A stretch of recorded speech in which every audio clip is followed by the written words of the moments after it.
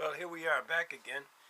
I'm back in the for another talk. I'm back here in my son's little tree house that he built for his kids, and I want you to say hi to somebody for me. Come here, buddy. Come here.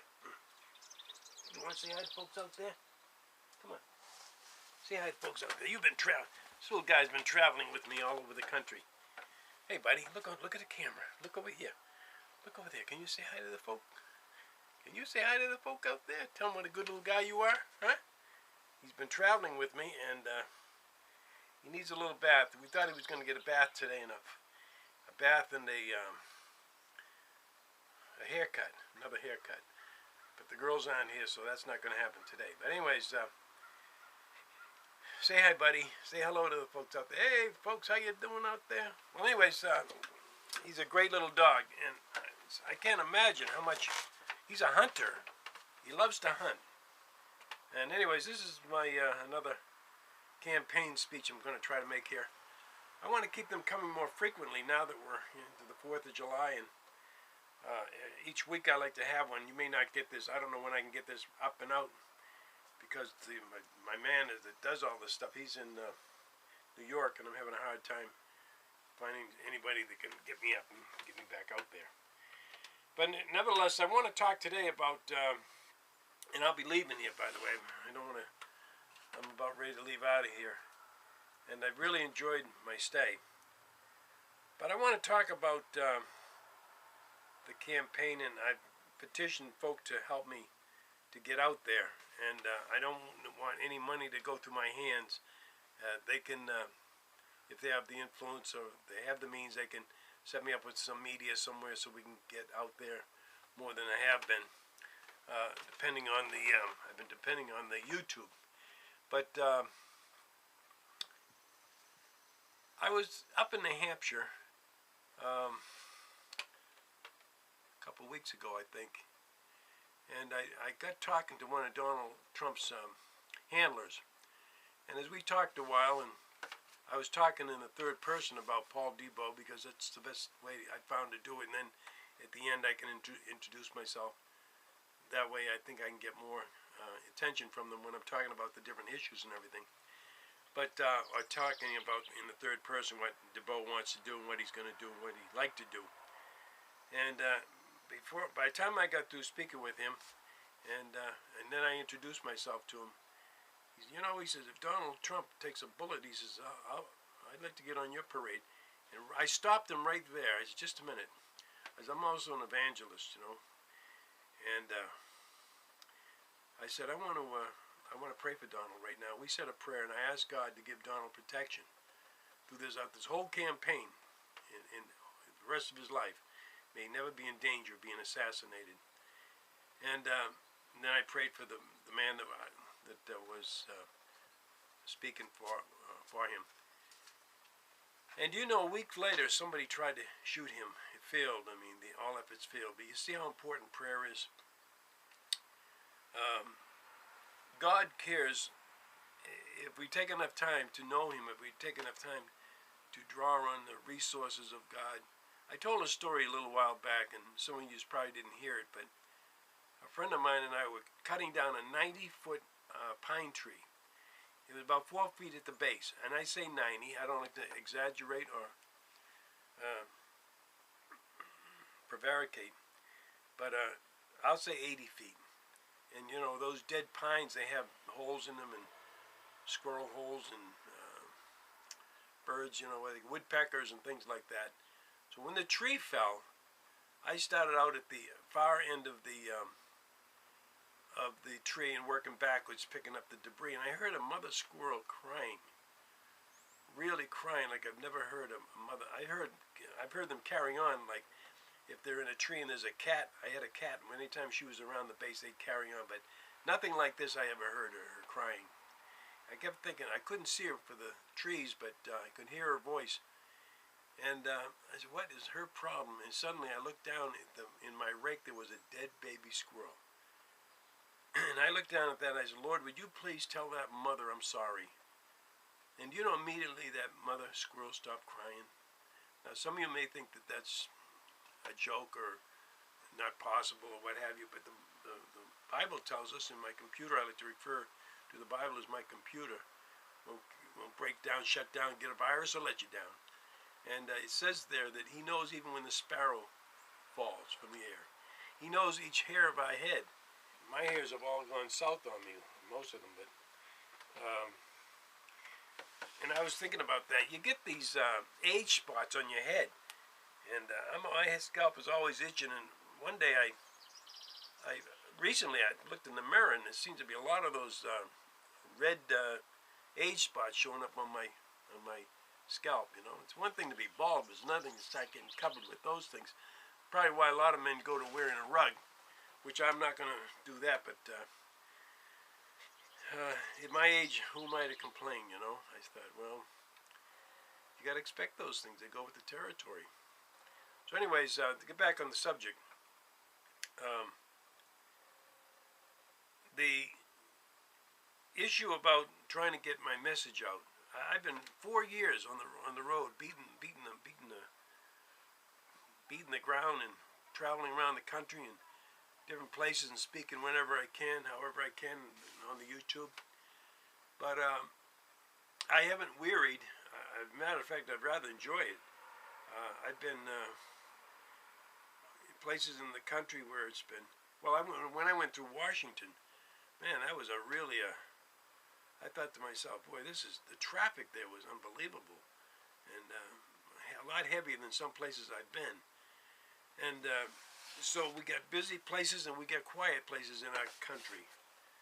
And I'd kind of like to have us all, you know, I alluded to 4 years of peace in my last talk, and I think even the one previous to that. But if we could all take a look within ourselves, because no man's an island, and I understand so many people are depressed in this country, depressed, imagine, depressed and discouraged, and there'd not be a need for that if we just get beyond. Look, there are mornings I've woken up and I thought I'd be tired. I think, oh man, what, dealing with different issues and everything. But I just quietly say a prayer. I ask God to turn it around. Encourage me today. Give me strength for this day. Ask God for strength. He'll give it to you. See, we have not because we ask not. That's also in the computer, by the way. We have not because we ask not. And so many people feel like, well, God knows. He knows this. He knows that. Yes, He knows that. But He wants us to petition Him for our needs, for our neighbors, for people around you. Look outside yourself. You ever think about that? Looking outside yourself. I was in a coffee shop recently, and there were two brothers, and I was short, I don't know, a nickel, a dime, 30 cents, something like that. They stepped right up. Hey, here you go, pal. Now, they didn't know me, but that little gesture was so nice. I was going through the toll booths in Massachusetts, coming from New York to Massachusetts. And coming through New York, I got off at the wrong exit. Now, I had $10 cash to pay. I figured that'll pay the New York toll. It'll pay the Massachusetts toll, because they were each around $5. I got off at the wrong exit. That cost me $3 or $4, $3 I think, something like that. So when I get back onto the toll, I told the woman, look, I've only got so much cash, and I don't know if I'll have enough to get through the other toll. Well, anyways, it had to do with a few dollars. When I got into Massachusetts and come up on the toll, I pulled into the parking lot and where the supervisor works, and I walked into his office, and the toll's right outside the door, and I told him my situation. I said, you know, I didn't have enough money to pay the toll. Immediately, he reached into his pocket. He said, hey, don't worry about it. I'll take care of that. Now, here's a perfect stranger, a toll booth guy, a manager, what have you. And I got his name, and I had later on I'm going to mention his name because he said I could. When I go on Facebook, I'm going to mention his name because, you know, people are like that. Some of you would say, well, that's no big deal. Well, I think it's a big deal. He didn't know me. He didn't have to do that. He could have wrote me out a ticket and had me mail it in or something. But it's little things in life that mean so much. It's the little things you do for people. You smile, encourage them, say something nice. see guys working, scrubbing floors, and I say, did anybody ever thank you for that? Not really. Well, I want to thank you. I've been watching you work, and it made his day. I had another occasion where recently somebody was just watching them do their job. You know, meaning only to encourage them with a kind word of encouragement. It means a lot. It means so much to them. So it's action, and it's kind of getting outside of yourself. How would you feel if you were in that situation and you had their job? The UPS guys or the Federal Express, when I see those men, I always make it a point to say, has anybody thanked you today for the job you're doing? And says, well, sometimes they do, or on occasion, or no, nobody. Well, I want to tell you, you're doing a great job. Why don't you try that, in all sincerity? Try to compliment somebody.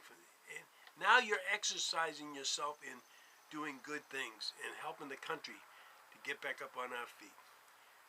Really, a little thing like that can mean a lot, because kindness is infectious. And that person you compliment, they're going to feel good. They're going to want to compliment somebody. So we're about our neighbors. Know your neighbors. I recently visited someone. I said, do you know who your neighbor is over there? Oh, no, I've never met my neighbor. Never met your neighbor. So my dog meandered over there, and I had to go through the trees to retrieve him. And I introduced myself to those neighbors, and I said, I don't live here, but I understand you're new in the neighborhood, and welcome, and so forth. It was very nice. But what I'm saying is we've all got to put forth some kind of an effort to be a better citizen, a better neighbor. And we need to pray for those who are running for office. We may not agree with everything, but as long as they're out there, as long as they're beating the pavement, and we need to encourage them in that respect. Listen to what they have to say. If you like what they have to say, that's the person you want to vote for. I personally think that, and I've always thought this, no matter who goes into the White House, we need God back in there. A man that is has a mind of God has a sharp mind, because those men are mindful of other things and other situations around us. We got issues to deal with other nations. How do we deal with them? How do we deal with them? That takes a lot of wisdom. And like I said before, you can have all the knowledge, but without wisdom, you're nothing. Without love, you're a sounding brass and a tingling cymbal. It says that in my computer also. Love is a measure that you apply every day in every situation. If you're having a hard day or a bad day, getting off to a bad start, get in the mirror and talk to yourself. I've done that. Yeah. I told you about the time, maybe some of you didn't hear this story. I was a bedwetter, and I always used to really get razzed by my brothers. One day I had just about had it, and I remember like yesterday. I got in front of my mother's big old round, she had a big old round mirror on a bureau. And I looked at myself and I said, don't you ever do that again. And you know what? I never did. Sometimes we got to talk to ourselves. I didn't always like the guy in the mirror, but I kind of like the old guy now. You see, it's how we live our life. It's how we arrange our schedules before we go out to meet the world. So prayer, get on your knees, say a little prayer. You know, if you don't want to get on your knees, say a little prayer anyway. Say a little prayer in your car. Say, God, infuse me with the wisdom, the knowledge, and the power that's available. Going to a job and you're not happy about the job, this job is a drudgery. Turn your attitude around. Say, God, give me a good attitude. Greet somebody. Yeah, surprise somebody. Oh, here comes long face. Well, you know, walk in there one day. Hey, how's it going, guys? They'll be in shock. Or if you're one of these guys that are